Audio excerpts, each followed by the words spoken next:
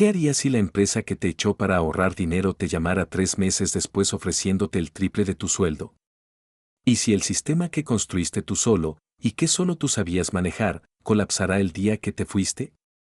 Hoy te cuento cómo me echaron para recortar gastos y cómo ese recorte les acabó costando más que 10 años de mi sueldo. Y al final te voy a decir qué es lo que ninguna empresa calcula cuando decide prescindir de la persona que construyó su infraestructura. Hay un tipo de trabajador que existe en casi todas las empresas que llevan más de 5 años operando. No tiene un título glamoroso. No aparece en las presentaciones de inversores. No genera titulares. Pero es la persona que un día, hace años, se sentó delante de un problema que nadie sabía resolver y construyó la solución. Solo. Con los recursos que había. Sin que nadie le pidiera que lo hiciera de una manera específica. Y esa solución funcionó. También que se convirtió en el sistema sobre el que opera todo lo demás. Ese fui yo. Quédate hasta el final. Porque lo que viene al cierre es lo que ningún manual de recursos humanos te va a contar nunca. Cuando me incorporé a la empresa, no había sistema. Había hojas de cálculo. Había correos con archivos adjuntos. Había procesos que dependían de que la persona correcta estuviera disponible en el momento correcto para recordar cómo se hacía algo que nunca se había escrito en ningún sitio. Era caos funcional. El tipo de caos que las empresas pequeñas gestionan con voluntad y horas extra hasta que crecen lo suficiente para que ese caos empiece a costar dinero real. Yo llegué justo en ese momento. En los primeros 6 meses construí el sistema. No era elegante. No estaba construido con las tecnologías más modernas. Estaba construido con lo que había, con lo que sabía, y con una comprensión muy específica de cómo funcionaba esa empresa en particular. Ese último punto es el que nadie valoró. Y el que lo cambió todo cuando me fui.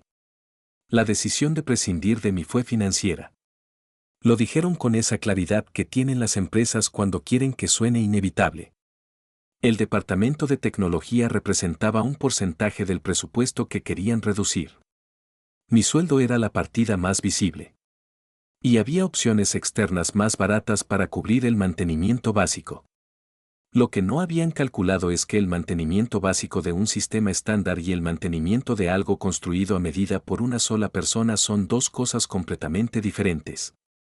Un sistema estándar tiene documentación. Tiene comunidades de soporte. Tiene consultores que lo conocen porque lo han visto antes. Lo que yo había construido no tenía nada de eso. Tenía mi cabeza. Y mi cabeza ya no estaba en la empresa. Las primeras semanas después de mi salida fueron tranquilas. Para ellos y para mí. Para mí porque estaba explorando opciones, descansando, reorientándome. Para ellos porque el sistema seguía funcionando. Los procesos automáticos corrían solos. Las interfaces respondían. Nada visible había cambiado. El problema con los sistemas bien construidos es que no fallan de golpe. Fallan en los bordes. En las situaciones que no son rutinarias. En los momentos en que alguien necesita hacer algo que el sistema puede hacer pero que requiere saber exactamente cómo pedírselo. El primer fallo llegó a las 5 semanas. Una integración con un proveedor externo que había que actualizar manualmente cada trimestre. Nadie sabía que existía ese proceso. Nadie sabía dónde estaba. Nadie sabía cómo ejecutarlo. El proveedor externo dejó de recibir datos. Y tardaron 4 días en entender por qué. Ese fue el primero. Luego vinieron más. La llamada llegó al tercer mes. No era mi ex jefe directo. Era alguien de nivel superior. Alguien que en los 6 años que había trabajado ahí nunca había necesitado hablar conmigo directamente porque el sistema funcionaba y cuando el sistema funciona nadie piensa en quién lo construyó. El tono era de urgencia controlada. Ese tono que usan las personas cuando la situación es grave pero no quieren que notes exactamente cuánto. Me explicaron que habían tenido algunas dificultades técnicas. Que los consultores externos que habían contratado para el mantenimiento no estaban consiguiendo estabilizar ciertos procesos. Que valorarían mucho mi perspectiva como consultor externo para ayudar en la transición. Consultor externo. No empleado. Consultor. Con tarifa por hora. Sin contrato indefinido. Sin compromisos a largo plazo. Esa distinción, que ellos probablemente pensaban que iba a incomodarme, era exactamente lo que yo quería escuchar. Aquí viene la parte que la gente no espera. No negocié con rabia. No les recordé cómo había terminado todo. No usé la situación para saldar ninguna cuenta pendiente. Negocié con números. Mi tarifa como consultor externo era 3 veces lo que me pagaban como empleado. No porque quisiera castigarles, sino porque esa es la tarifa del mercado para alguien con conocimiento exclusivo de un sistema crítico en situación de emergencia. Ellos lo sabían. Y lo aceptaron. Porque la alternativa era reconstruir el sistema desde cero. Y eso costaba más tiempo, más dinero y más riesgo que pagarme lo que pedía. Estuve 3 meses como consultor. 3 meses a tarifa de emergencia. Documenté lo que había construido, estabilicé los procesos que habían colapsado y formé al equipo interno para gestionar lo que quedaba. Lo que me pagaron en esos 3 meses superó lo que me habían pagado en el último año y medio como empleado. Hay algo que quiero decir con claridad porque es fácil malinterpretarlo. Esto no fue una victoria. No lo viví como tal y no creo que deba verse así. Fue el resultado lógico de una decisión empresarial que ignoró una variable crítica. Esa variable era el conocimiento que existía solo en mi cabeza y en el código que había escrito. Las empresas cometen ese error constantemente. Ven el coste visible de una persona, el sueldo, y no ven el coste invisible de lo que esa persona sabe y de lo que ocurre cuando ese conocimiento sale por la puerta. El conocimiento explícito está en documentos, en sistemas, en procesos escritos. Ese se puede transferir.